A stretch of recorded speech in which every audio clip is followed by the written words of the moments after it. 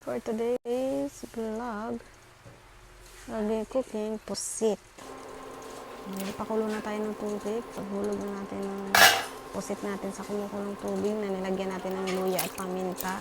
After nyan, ay itatabi lang natin yung tubig niya para gamitin pa natin mamaya sa sama ng sauce. Konti lang naman. At pagkatapos ay i-prepare na natin ang sauce.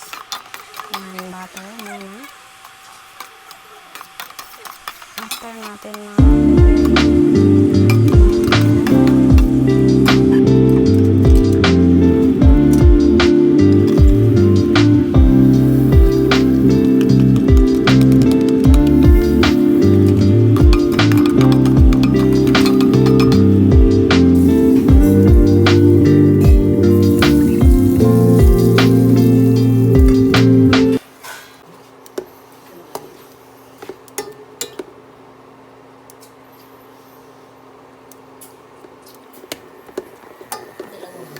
and then yan, diba, nalagay na natin yung pusit, no? Hayaan na muna natin dyan.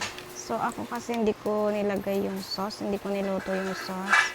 Lulutuin natin siya, isasabay natin siya sa pusit. So, ginawa ko, hinalo ko muna dito yung ketchup, toyo, at saka konting mamasitas na barbecue sauce ang flavor. So, ayan.